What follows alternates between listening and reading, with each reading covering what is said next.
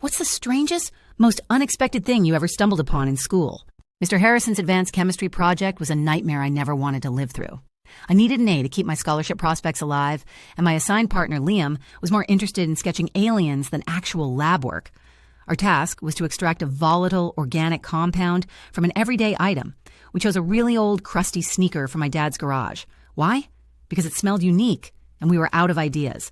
Weeks dissolved into a haze of failed experiments. We tried everything: ethanol, acetone, even some obscure solvents Liam managed to sneak from his older brother's art supplies. We distilled, evaporated, filtered, and decanted. All we ever produced were variations of murky, stinky liquids that made the entire lab smell like a forgotten locker room. Mr. Harrison would just shake his head, a glimmer of amusement in his eyes, but no actual advice. One particularly frustrating afternoon, after yet another batch of putrid liquid yielded nothing but a faint brown residue, Liam, in a fit of dramatic despair, accidentally swept his arm across the workbench.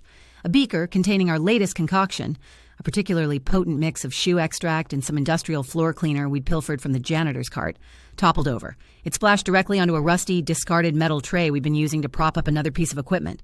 We cleaned it up hastily, expecting nothing more than a permanent stain.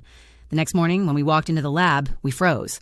Where the liquid had dried on the rusty tray, a bizarre, iridescent growth had appeared. It wasn't mold, not exactly. It was crystalline, shimmering with an unnatural spectrum of colors, like oil on water, but solid. It looked alien, captivating, and vaguely terrifying. We nudged it with a spatula. It was brittle but resilient. Panic set in. Had we created some new toxic life form? We cautiously showed it to Mr. Harrison, fully bracing ourselves for a failing grade, a safety violation, or perhaps a hazardous waste team. He peered at it, his usual amusement replaced by a look of profound bewilderment. He didn't say a word, just picked up the intercom and called the principal, then the head of the science department.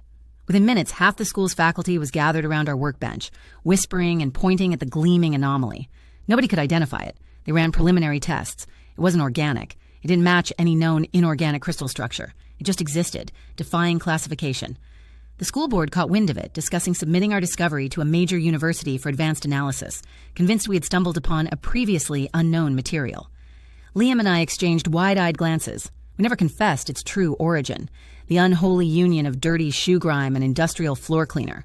We ended up getting an A, not for extracting our compound, but for pioneering an unexpected crystallographic phenomenon. We simply smiled, nodded, and let everyone marvel at our inexplicable scientific breakthrough, stifling our laughter until we were safely outside.